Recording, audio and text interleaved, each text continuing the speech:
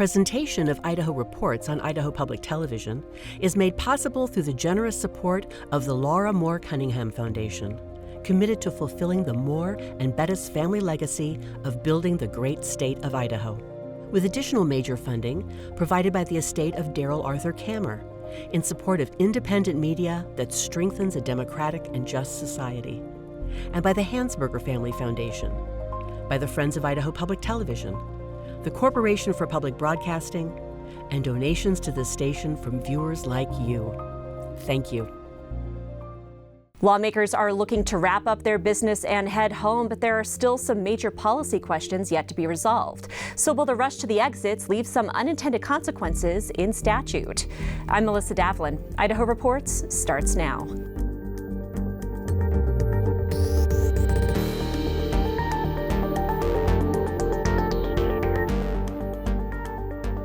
Hello and welcome to Idaho Reports. This week I sit down with Christine Tiddens, Executive Director of Idaho Voices for Children, to discuss proposed changes to the Idaho Child Care Program.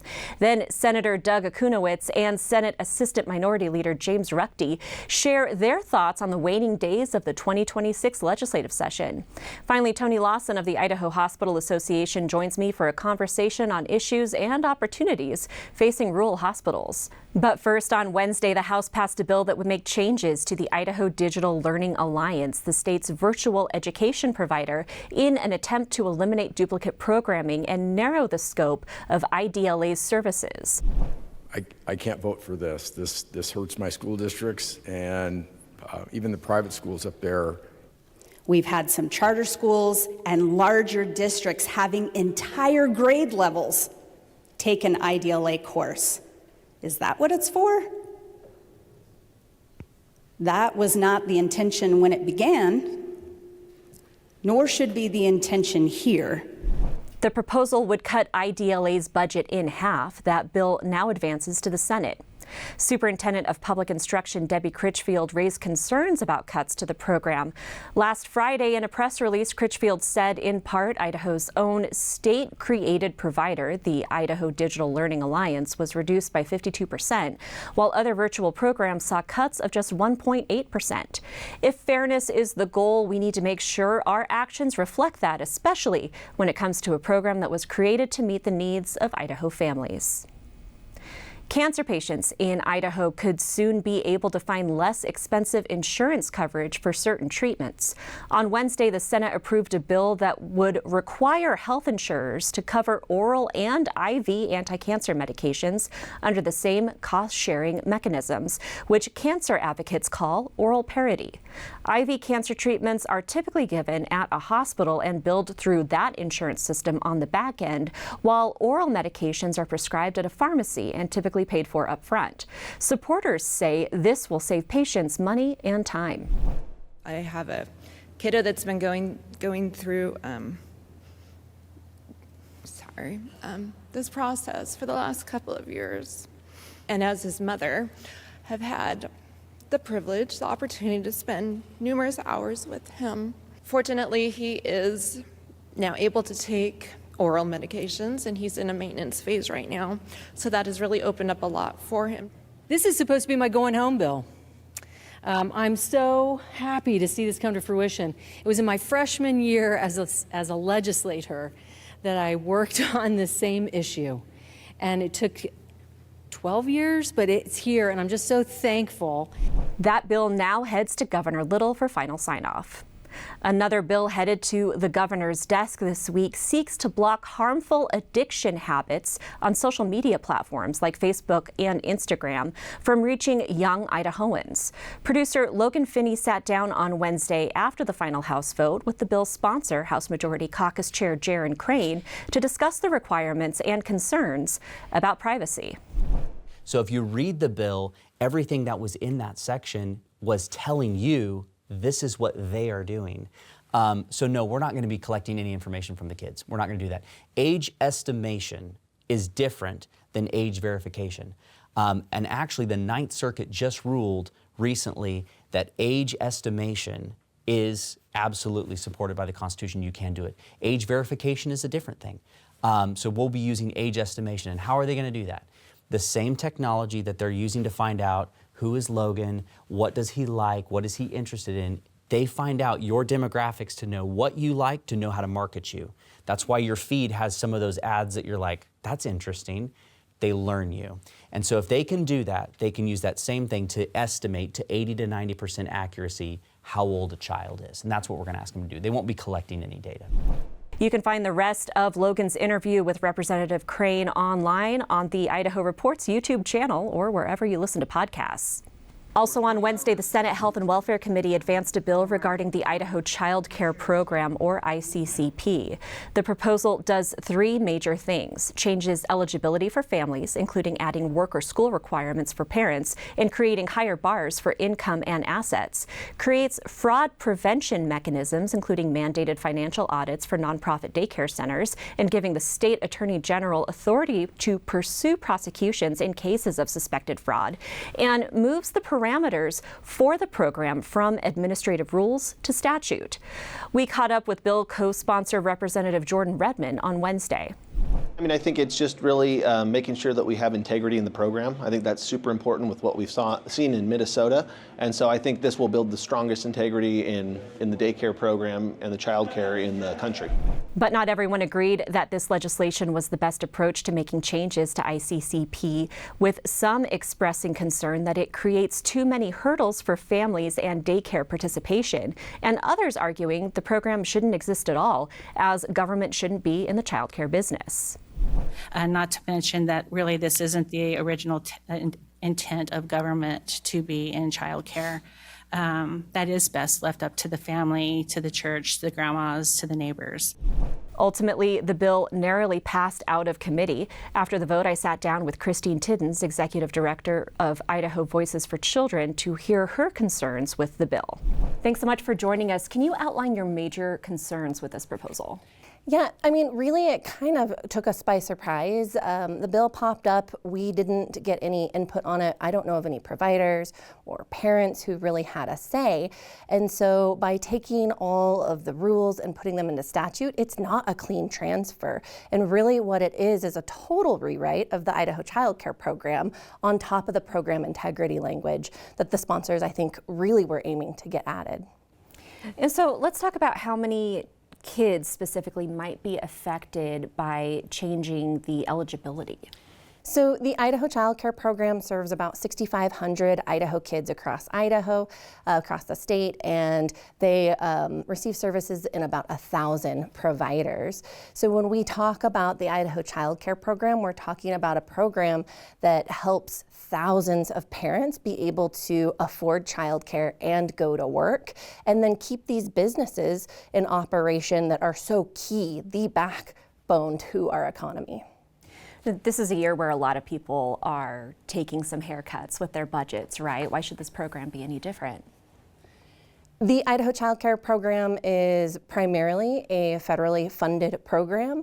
It's subsidies that are given to lower income families that go to providers to really ensure that they're working. So it's not like a lot of the other traditional welfare programs that we talk about. This actually enables the economy to keep moving and families to earn a paycheck. Let's talk a little bit more about the foster care eligibility that is currently in administrative rule that did not make it into this proposed rewrite. What's the issue there? Yeah, so the proposed rewrite takes about 19 pages of administrative rules, puts it down into about 3 or 4 pages in statute. So a lot is missing. And I truly think in the rushed attempt to put together this bill, there were accidents that got left behind.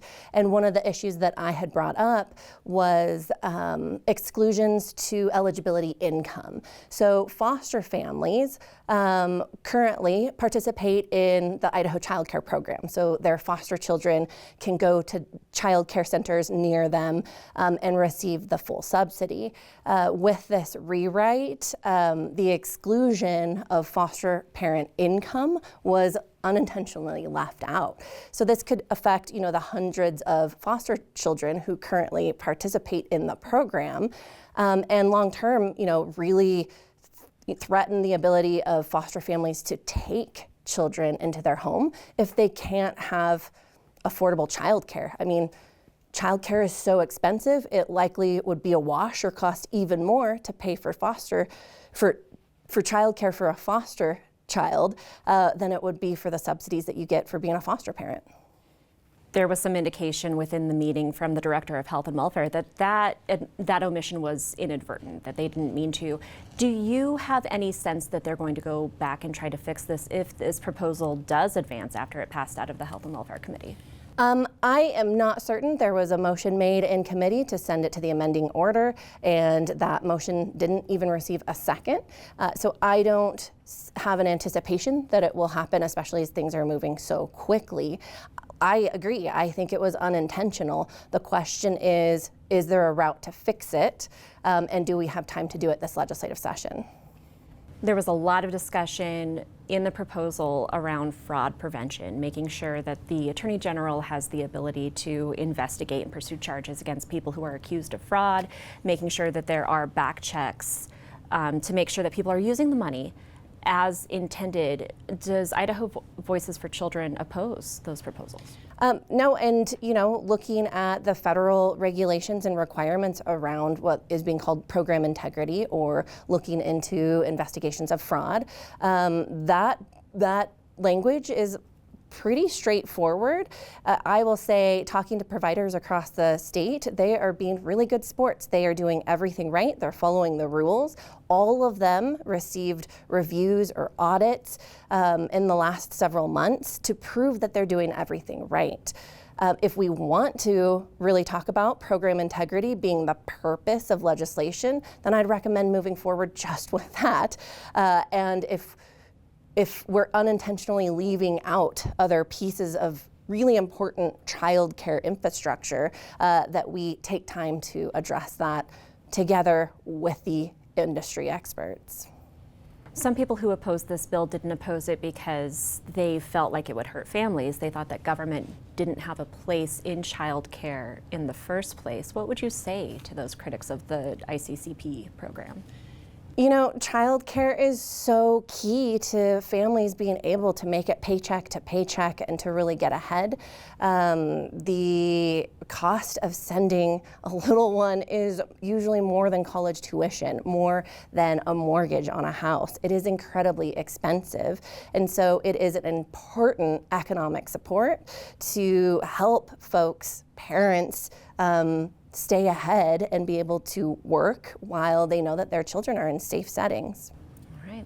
Christine Tiddens, thank you so much for joining us. Thanks. About the foster child eligibility, bill co-sponsor Representative Redmond later told Idaho Reports that he was under the impression that another section of the administrative rules addresses foster family eligibility. There was a misreading of the rules, actually. I think that they've already done that from the ICCP program into the daycare program. They've already moved those rules, the department has, and so I'm not concerned about that. Okay, so this isn't something that you think needs to be amended? Because my understanding from the hearing was it was an inadvertent thing that was left out. Do you have new information since then? No, honestly, I think that those rules have already been moved into the daycare statute. But during the committee meeting on Wednesday, the Department of Health and Welfare acknowledged that this change may inadvertently leave out foster children. I reached out to IDHW for clarification, but didn't hear back by deadline. I also asked Idaho Voices for Children, and Tiddens pointed out that this bill would put daycare licensing and the ICCP program in completely different sections of statute, and that the foster eligibility exemption hadn't yet been addressed. So much of the conversation this year has focused on the budget, but here to give us a policy update is Senator James Ruchti and Senator Doug Okuniewicz. Senator Okuniewicz, let's start with you. And your proposal to change how the heads of the Departments of Transportation, Fish and Game, and Parks and Rec are appointed. What prompted this proposal? I think a number of things. I have served on the germane committees for those three departments, or those three agencies, since I started in the legislature.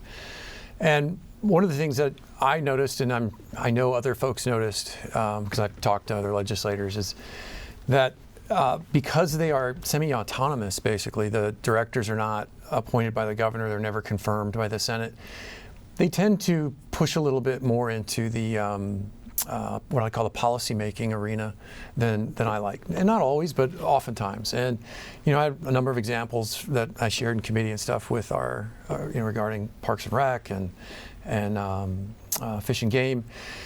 I personally haven't had as much of an issue with transportation, but I felt that all three should be treated the same. And I also recognize the fact that as a chairman of the Transportation Committee, I might be getting a little bit better treatment. That's kind of how things go sometimes. So I did think all three needed to be treated the same way, particularly similar to the rest of the way the rest of our agencies work. I think things work really well in our government, and that was the driving force behind it. And I'm certainly happy to share some of the examples if you'd like, but yeah, I'm curious, and to back up a little bit, for people who aren't familiar with the proposal, what would it change from the current system? Yeah, so currently those directors, the three directors for Fish and Game, Parks and Rec, and Transportation are appointed by their boards of directors. And those boards are appointed by the governor. They all of them are confirmed by the Senate. But the directors are not. And so what happens, and I'm not positive exactly what happens, it sometimes feels like the directors are running their boards, sometimes it feels like the boards are sending the directors on, fool's errands, where they're kind of sending them in to run into the buzzsaw at the legislature. And it's difficult for me to tell which is which in which case, but the ultimate result is they sort of drift into policymaking. And an example would be, we've had a lighted nocks, I guess, would be a good example for bow hunting. We were the last state in the country that didn't allow that technology to be used, and we had legislators asking the Fish and Game department or division agency to implement some rules that would allow them, and they didn't. And then a legislator, it was Representative Brandon Mitchell, brought legislation to legalize it and make it happen. And then they show up in committee. So the first step is they don't do something by rule that they could have done by rule. They refuse to when asked by more than one person in the legislature. And then when a proposed law comes in, they came out full force, tried to stop it in committee. And we don't see that a lot with most of our other agencies, where they're actually getting in. Frankly, I would argue we don't see it at all, where they'll come in and take a strong position. They're there in an advisory capacity, but they don't typically come in and argue against or for something. And so that happened in that case. And one of the lines that came out from who, and I like our director, and I think he'll do a good job under the new structure. But he was there, and he said that at the end of the day, they didn't think it was a decision that should, fall to the legislature. They thought it more properly fell to them. And we can agree to disagree, but we make policy and agencies implement. So that was an example of that, and that was from some years ago. So. And I want to bring you into the conversation. You had concerns with this proposal. Well, I did. Before we make changes, significant changes, we should always ask ourselves, why are we doing it the way we are doing it right now? And when it comes to, for example, Fish and Game, that system was implemented by initiative, and it established a professional system that was insulated from politics to manage our fish and game in the state. Same thing happened with the Department of Parks and Rec when the Harriman brothers donated Harriman Park, which is a gem that we have in this state. One of the brothers was Republican, one was Democrat. And when they conveyed that property to the state of Idaho, they did it in exchange for a promise that a park system would be established by the state of Idaho, which it was in 1965, with and these are words from the contract, professionally staffed career park service whose personnel shall be chosen on the basis of merit alone. That's significant.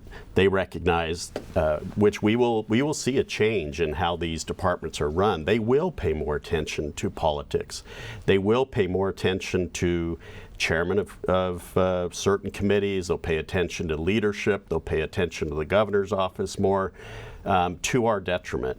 If you're in southeast Idaho in a small community, you don't want politics entering into the discussion about whether the local state park is being taken care of or whether a road or bridge is being fixed. And once you enter politics, once it's no longer insulated from political decisions, the people of Idaho will suffer as a result. These concerns were brought up multiple times in committee and in floor debate. Were any of them persuasive to you? No, and neither is that one. Jim and I know each other very well, but ours is a political system. From the very beginning, the Founding Fathers set our system of government up, particularly, what was it? It's Federalist 76 and 77 go into great detail about the importance of appointments by the executive with confirmation by the Senate. So this just follows from that. The notion that the governor is incapable of selecting someone on the basis of merit alone strikes me as a logical fallacy. I think he or she will be motivated to do that because it's the right thing to do. They do that with all the other agencies currently. And the nice thing about the new situation is that we'll now have a second stop from an independent entity, the Senate in this case, that will be able to look at that nomination and decide whether or not that's the best choice. And as far as the Parks and Rec director goes, make sure that it conforms and comports with the Harriman Agreement.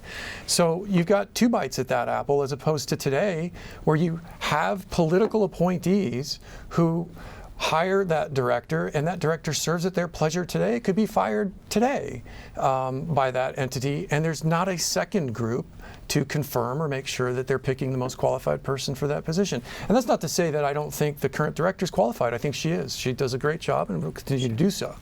But yeah, so I didn't see that as much of a problem.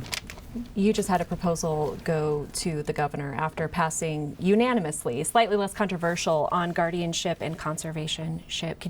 Conservatorship, yep. Right. Can you walk us through that? Yeah, so it was a comprehensive rewrite of our guardianship and conservatorship laws. And we haven't done that since 1972. Some states did it around 1997. We didn't do it at that time. So it's been a long time coming, and we're getting rave reviews about the legislation from those attorneys and judicial members who practice in this area. But essentially it raises the bar. Before a person's rights can be taken away or limited under a guardianship or a conservatorship, we made sure that they have to be clearly proven to need that extra help. It requires a judge to look at less onerous avenues that can be used instead of a full-on guardianship or conservatorship, power of attorney, for example, or supported decision-making, which, by the way, I think was a topic on The Pit, that TV show that a lot of people are watching now, the supported decision-making. And then there's additional protections if a guardianship is established. And so it took us about 3 years in the legislature to get this passed, because we just slow-walked it to make sure we were getting all the concerns and criticisms brought out, and we were able to do that. As a result, it passed both houses unanimously. It's been signed by the governor. That's right. We have about 30 seconds left. So in a sentence, what do you see as the major issues that you need to address before the legislature adjourns? Just the budgets. We just need to get budgets passed and get the budget balanced. It's going to be budgets, and we're going to see the results of that in the coming months as people start to recognize what's happened to our state budgets. All right, Senators, thank you so much for joining me. Thank you. Late last year, the federal government announced that Idaho would receive nearly $1 billion in federal funds for the Rural Health Transformation Program created to improve health care access in rural areas. That $1 billion will come over the course of 5 years, and lawmakers, including Representative Redmond, have already said they would like oversight on how that money is spent. If we don't do this, then it will just be left up to the executive branch. And you know what? I think we have a great executive branch. However, I do think this is part of the purview of the legislature, and I think it's our responsibility to oversee it. Joining me to discuss the Rural Health Transformation Program and the future of those funds is Toni Lawson of the Idaho Hospital Association. Toni, first of all, what are the parameters on how these funds can be spent over the next 5 years? So there are actually a long list of guidance and guidelines, and one thing I think the most important is that you can't use these funds to just fill in holes that you've had because of cuts or other things. It has to be new transformative programs. So I think a lot of folks thought, well, we have all this money coming in, we can fill in the holes where we've made cuts. You can't. It needs to be new programs, it needs to be transformative programs. There has to be a sustainability piece connected to it. It's a pretty complex process, and the federal government has a fairly long list of restrictions and guidelines. So you already have these parameters, and I imagine that there's no ongoing money. I mean, this is 5 years worth of funds, but that's it. On top of that, the legislature would like oversight on how that money is spent.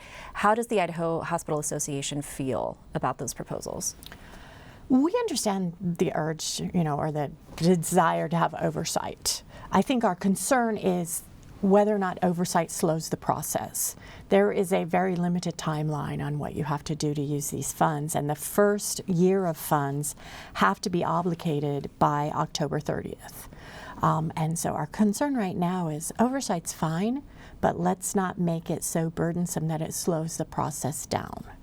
I don't know that a lot of legislators understand how complex the process is, how complex the reporting requirements are. We still have potentially hundreds of entities who want to submit proposals for funding. So review of all the proposals, to make decisions about the proposals, to decide whether or not they meet the regulatory guidelines that are there. And then there's all the follow-up reporting afterward to make sure the money's spent as intended. And this isn't just for hospitals, it could be public health districts or clinics in rural Idaho, from what I understand? Yes, and there were hundreds of submittals for information when the department asked initially. So I can only suspect we will have hundreds of proposals that come not only from clinics, rural hospitals, those folks, but there are information technology vendors who are anxious to help us spend that money. There are a lot of national vendors anxious to help us find programs to spend that money on. I imagine too, public schools with school nurses, there are so many different areas for possibilities. Medical education is an area where we may be able to use some of those funds. You couldn't supplant funds ongoing funding of our medical education programs, but it could potentially be used as a startup for a new OBGYN residency or something like that. We have a little bit less than a minute left, but you said you understand the desire for legislative oversight. Time's running out. We still don't have an official proposal that's passed both the House and Senate for this oversight. What message would you like to give to lawmakers as they're still considering this as the session winds down? I've been putting it in Idaho terms for those that are fans of agriculture and water issues. We need to make sure this water gets to the end of the row. We can't quibble over what oversight looks like. We need to make sure it happens. It needs to happen immediately. It needs to happen before the end of the session, or we risk losing $1 billion, or $500 million, excuse me, that could go into rural Idaho. They need to make a decision and make it fast. All right, Toni Lawson, Idaho Hospital Association, thank you so much for joining us, and thank you for watching. For more, make sure you check out the Idaho Reports podcast, again, available wherever you listen to podcasts. We'll see you next week. Presentation of Idaho Reports on Idaho Public Television is made possible through the generous support of the Laura Moore Cunningham Foundation, committed to fulfilling the Moore and Bettis family legacy of building the great state of Idaho, with additional major funding provided by the estate of Darrell Arthur Kammer in support of independent media that strengthens a democratic and just society, and by the Hansberger Family Foundation, by the Friends of Idaho Public Television, the Corporation for Public Broadcasting, and donations to this station from viewers like you. Thank you.